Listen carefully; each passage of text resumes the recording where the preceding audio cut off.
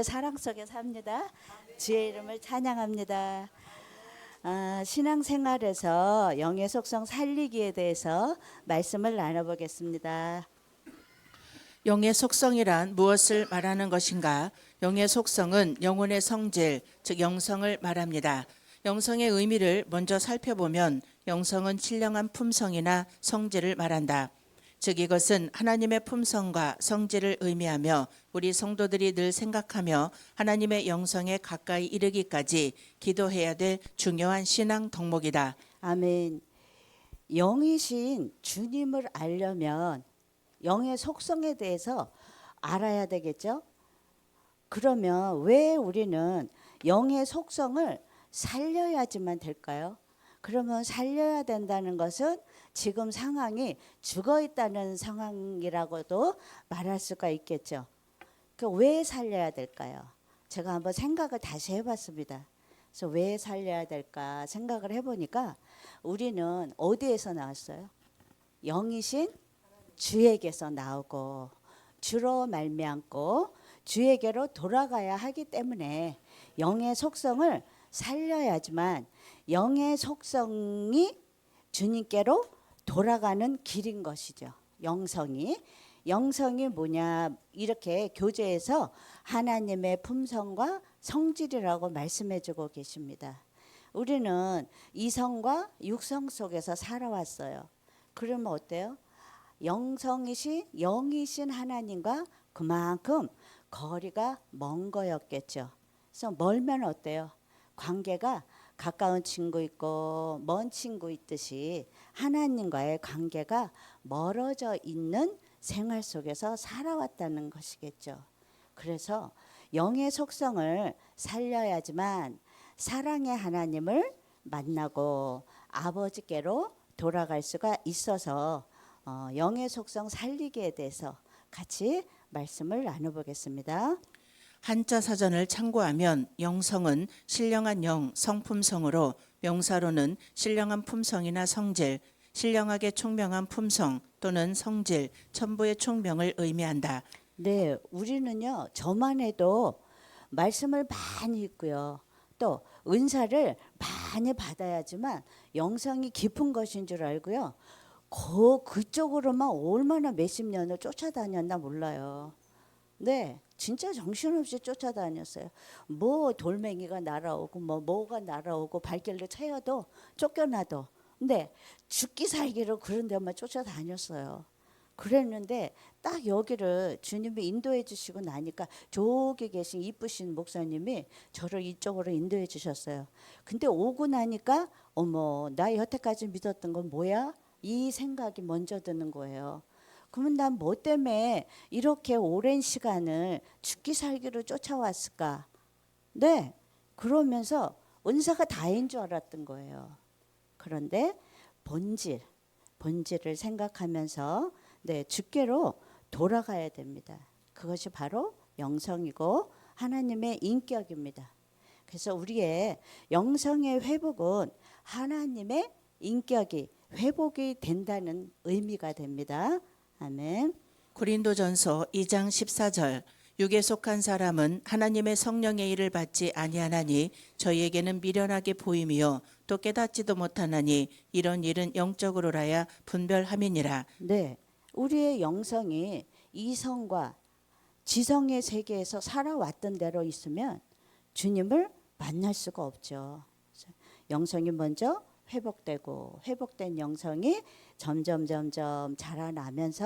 자라나는 만큼 하나님을 알게 되면 말씀을 들을 수 있는 귀가 열리겠죠. 그래서 말씀에 들을 귀가 있는 자는 들을지어다라고 말씀하시잖아요. 그만큼 열려진 만큼 들을 귀가 열려지면 말씀이 들리고 또 이해되고, 그러면서 어때요? 엄마 마음을 내가 자식을 낳아서 키워보면 점점 엄마가 이랬겠구나라고 깨달아 알게 되듯이 귀가 열리면 가야 되나?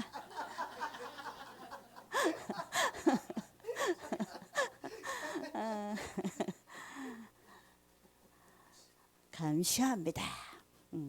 하나님의 뜻을, 마음을, 또 우리를 향한 비전을 알게 되면서부터 말이 점점 철이 들어가면서 부모 말씀을 듣게 되듯이 나를 낳아주신 하나님의 계획대로, 비전대로 신령한 삶을 살게 된다고 믿습니다. 아멘. 하나님의 영적인 세계는 육의 속성으로는 받아들일 수도 이해할 수도 없다. 이 영적인 세계는 오직 영적으로라야 분별할 수 있게 되는 것이다. 그래서 우리는 이 육성과 영성을 이해할 수 있어야 한다.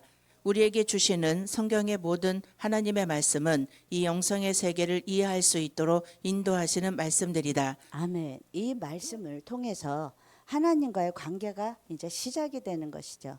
그러면서 하나님의 인격으로 회복되는 만큼 말씀을 들을 수 있는 귀가 열리고 이해되고 또 믿어지고 깨달아지면서 점점 나도 모르는 사이에 육성과 이성이 죽어지고 또 내 자아를 버리게 되고 내려놓고 더 내려놓고 더 내려놓아지는 만큼 영성이 회복되어져서 신령하신 하나님의 영성으로 인도되어지는 것입니다.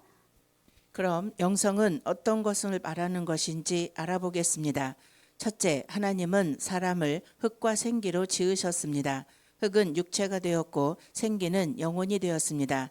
그러므로 사람은 육체와 영혼을 가지고 있습니다. 육체에는 육체의 성질, 영혼에는 영혼의 성질이 있습니다. 이 육체의 성질을 육성, 영혼의 성질을 영성이라고 할 수 있습니다. 네, 영성으로 살아가는 사람을 보면 아, 저분은 주님 뜻대로 잘 살고 있네. 또는 말씀대로 바르게 살면서 다른 영혼들을 하나님께로 빛 가운데로 바른 길로 이끌고 있다라고 말을 합니다. 이것은 믿음은 인격과 연관되어 있고요. 그가 보낸 믿음을 갖는 것이 바로 영성이라고 말씀해 주고 계십니다. 그러나 우리 보면 어때요? 주위에 조금만 둘러봐도 믿음이 있노라 하면서도 인격이 너무 미치지 못하는 분들이 있음을 볼 수가 있어요. 그러면 저부터도 우리부터도 다시 한번 우리의 믿음과 인격을 점검해 봐야 될 줄 압니다.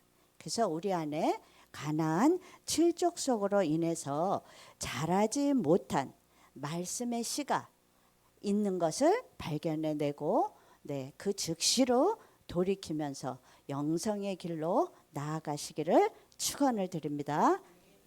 두 번째, 사람의 본질은 영혼이며 육체는 잠시 걸치는 옷에 불과합니다.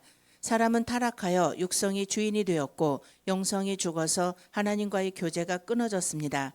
육성은 이 육체, 몸이 나의 본질이라고 생각합니다. 아멘. 우리는요, 영이신 하나님께로부터 나온 우리 사람들이에요. 그래서 우리의 본질도 영혼입니다. 우리의 영혼이 살아난 만큼 신의 차원이고요. 하나님의 인격과 하나님의 관계가 회복이 됩니다. 그래서 관계 형성이 되지 않으면 아무런 관계가 없잖아요. 그러면 어때요? 하나님을 알 수도 없고 이해할 수도 없고 말씀을 깨달을 수도 없고 또 알고자 하는 마음도 일도 없죠. 그 관심조차 없다는 얘기죠. 그래서 우리의 본질이 영혼이라는 사실을 잊지 않아야 될 줄로 믿습니다. 이 육체는 흙에서 왔기 때문에 자기의 근본적인 본질을 알지 못하므로 육성의 인식은 항상 땅에 속한 것입니다. 즉 항상 무엇을 먹을까, 무엇을 마실까, 이 땅에서 성공할까에 대해서만 생각하지요. 그러나 영혼은 하늘에서 하나님으로부터 왔기 때문에 영혼의 감각이 깨어나면 점차 썩어질 것이 아닌 영원한 것들을 추구하게 됩니다. 아멘. 모든 관심과 시선이요.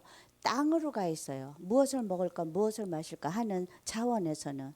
그러면 우리의 본질인 영이신 하나님을 생각하고 오늘은 하나님 찬란한 날을 허락하셔서 감사합니다라고 눈을 뜨면서 그러면 오늘은 하나님 저를 통해서 무슨 일을 하실 건가요? 라고 여쭤봐야 되는데 아침 반찬은 뭐 할까? 오늘은 어디 가서 쇼핑을 할까? 그러면 너무 하나님과 관심이 먼 것이죠. 그래서 육체를 위해서 심으면 썩어질 것을 거두게 되고요. 성령을 위해서 심으면 성령으로부터 영생을 거두게 된다고 말씀해 주고 계십니다. 그래서 하나님과의 관계와 사람들과의 관계인 관계적인 복음에 중점을 둬야 됩니다. 영적 차원이 복음이 먼저 열리면 우리한테 영향을 주었던 육적 차원의 복음은요 스물스물 힘이 약해져서요 별다른 영향력을 미치지 못하게 됩니다. 그래서 우리가 눈을 뜨면서 오늘 무엇을 선택하느냐에 따라서 신령한 것을 선택하느냐 세상적인 것을 선택하느냐에 따라서 그날이 달려있는 것을 믿어야 될 줄 압니다. 큐티, 영성이란 영혼의 성질이며 이 영성의 회복이란 타락으로 인하여 육성의 주인이 된 인간이 영혼이 눈을 떠서 영원한 것과 하나님과의 교제를 회복하는 것입니다. 셋째, 영성의 발전이란 이와 같이 영혼의 감각을 회복하고 이렇게 영의 기능이 열리고 회복되어 하나님의 측량할 수 없는 풍성함과 영광의 세계를 경험하고 알아가는 것을 의미합니다. 보통 우리는 육성의 만족을 추구하며 자신의 꿈을 실현시키는 것을 신앙생활이라고 생각하는 경향이 있습니다. 그러나 그것은 참다운 신앙의 삶이 아니며 거기에는 온갖 번민과 고통이 끊이질 않습니다. 그러므로 영이 눈을 떠서 주님을 알아가게 될 때 비로소 천국적인 삶이 어떤 것인지 경험하고 누리게 되는 것입니다. 그것이 영성이며 영성의 발전입니다. 네, 아멘. 여기 아직 안 지우셔서 너무 감사하네요. 애굽, 광야, 가나안. 요게 애굽은 1차원, 광야는 2차원, 가나안은 3차원이죠. 아까 설명을 잘 들었을 줄 압니다. 육성은 사실적인 차원이고요. 이성은 판단이죠. 율법적인 말씀에 갖고 살고 있고 3차원은 영성, 사랑의 단계입니다. 이 사랑의 단계는 허다한 허물이 보여요. 안 보일 수가 없죠. 그러나 아까 어떻게 말씀해 주셨어요? 덮어라. 네. 덮는 단계가 3차원 사랑의 단계라고 말씀해 주고 있습니다. 단점도 보여요. 결점도 보이고. 그러나 어때요?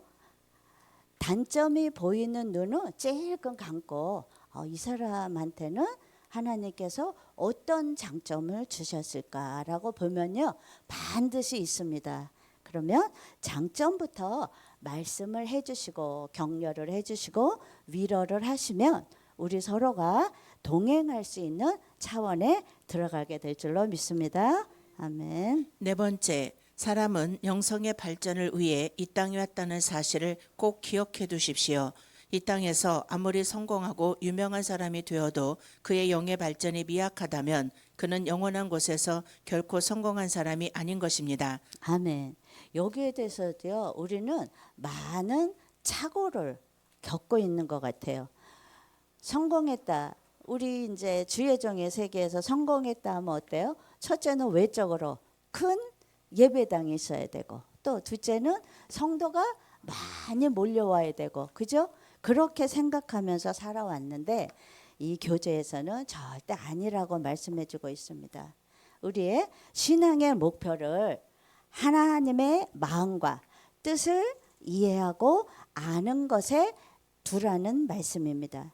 육성과 이성의 차원에서 영성의 차원으로 발전을 시켜야 된다고 합니다. 영성 차원에 가면은요. 사랑의 하나님의 마음이 나를 향한 아버지의 마음이 이렇겠구나 하고 조금씩 눈이 뜨이게 됩니다. 이것이 바로 진정한 하나님이 우리에게 원하시는 영성 발전이고요. 또 영성의 회복입니다. 이것이 하나님이 진정으로 원하시는 성공의 길인 것입니다. 그래서 먼저 마음을 지키라. 생명의 근원이 이에서 남이니라라고 말씀하잖아요. 말씀을 지키고 그저 말씀이 하라 하면 하고 하지 말라 하면 그 자리에 딱 서야 됩니다. 아주 그냥 냉정하게 눈물을 머금고라도 돌아서야 해요. 제가 가장 어려웠던 게 아들을 띄워놓는 것이었어요. 아들이 첫째기 때문에 처음에 초등학교 때 수학여행을 가는데요. 이게 마음이 막 주체를 못하겠는 거예요. 그래서 가갖고 이제 경주였던 것 같아요. 엄마 나 도착해서 전화가 왔는데 제가 뭘 했는지 아세요? 지금도 그 감정이 살아나네요. 준이야, 준이가 아들이에요. 준이야, 나 너 없으면 못 살아. 조심하고 잘 있다 와 이랬어요. 그랬던 아들을 띄워놓으려니까 너무 마음이 아팠던 거예요. 그래서 떨어져 있어야 될 상황이 있었어요. 중간에 아들한테 전화를 해갖고요. 한날은 너무너무 보고 싶은 거예요. 전화를 해갖고 댔다 막 울었어요. 그랬더니 왜 그러냐. 너무 보고 싶어. 그랬더니 보고 싶으면 오면 되지. 이제 아들이 그러는 거예요. 그래서 지금은 갈 수가 없고 나중에 갈게. 잘 있어. 이러는데 이제는 주님이 차츰차츰 은혜를 주시고 회복을 주셔서 이제 아주 아들이 순한 양이 됐어요. 하나님께 영광을 올려드립니다. 아멘. 5번째, 영이 눈을 뜰수록 사람은 생각과 목표와 가치관이 바뀌며 주님과의 놀라운 교제 속으로 들어가게 되며 마음의 평안과 사랑과 자유함의 많은 열매를 맺게 됩니다. 우리는 영성의 발전을 통해 천국의 실제적인 영광과 기쁨을 이 땅에 살면서도 누리게 됩니다. 아멘. 영안이 누구나 뜨이고 싶잖아요. 근데 이게 쉽지 않더라고요. 영안은요, 우리의 마음을 지킬 때에 주님이 열어주시고 또 내 속에 꽁꽁 숨겨진 이제까지 살아왔던 내 자아를 버리면 영안이 열리게 됩니다. 우리 속에 아주 아닌 것처럼 점잖게들 앉아 계시잖아요. 근데 숨어 있더라고요. 저 자신도 숨어 있어요. 나란 존재가 아직도 주님이 나의 구주십니다라고 고백을 하면서도 아직도 한켠으로는 내 자아가 주님의 자리에 주인인 것처럼 앉아 있더라고요. 그러면 인격이신 주님께서 역사하실 수가 없어요. 그래? 너 이거 버려야지만 돼. 그래야 내가 너의 주인이 될 수가 있다라고 말씀해 주시면서 아주 오랫동안 기다리셨어요. 저는 40년을 기다려 주셨더라고요. 소명을 주신 후로 30년을 도망 다니다가 그러니까 여러분도 내 자아를 버리지 않고 내려놓지 않으면 말씀을 깨달을 수가 없더라고요. 그리고 귀로 그렇군요. 들리지도 않아요. 그런데 이거는 꼭 해야 돼요. 고 목사님께서 계획 없이요? 그리고 또 몰라요 하잖아요. 근데 제가요 여태까지 정말 제가 계획 없이 살아왔거든요. 저는요 혼자서 어머 나 이렇게 살아도 되나? 나 잘못 살고 있나 봐. 이렇게 생각하고 왔는데요. 비전을 주셔서 그 비전을 이제 순종한다고 왔는데 그 비전도요. 목사님이 캐나다에서 받은 비전하고 너무 똑같은 거예요. 그런데다가 말씀을 듣다 보니까 계획이 없으시대요. 그것도 똑같아. 그러니까 저는요 너무 좋은 거예요. 이런 마인드가 딱 맞으니까 너무 편안해요. 이제 그런 갈등을 안 느끼고 살아요. 그 단지 목사님 뭐 하셔요? 가자 하시잖아요. 저 따라가는 거예요. 네, 따라가니라고 미국까지 갔다 왔던 거죠. 그래서 저는 어려울 게 1도 없어요. 너무 쉽습니다. 어때요? 요거 숟가락만 가지고 말씀의 씨를 넣어주시는 가나안 24강과 또 기도에 하나님께서 관계를 맺어주시는 기도와 이 두 날개 사이에 비행기에는 뒤에 또 조그만 날개가 있더라고요. 그거는 어때요? 성령의 바람을 따라서 바람을 타고 어디로 가요? 하나님께서 가나안 24강에 비전을 주신 그곳으로 향해서 우리는 숟가락만 가지고 이 비행기에 올라타면 되더라고요. 네. 같이 올라타서 하나님의 비전을 이루어드리는 저와 여러분이 되시기를 바랍니다. 6번만 읽어주시고. 네. 신령한 삶이란 결코 본능적인 만족을 구하는 삶이 아니며 내면의 영이 깨어나 하나님의 영에 굴복되어 그분께 순종하고 경배하며 이루 말할 수 없는 하나님의 영광과 거룩과 풍부함을 맛보는 삶인 것입니다. 아멘. 감사합니다. 쉬시고 다음 강의로 또 넘어가겠습니다.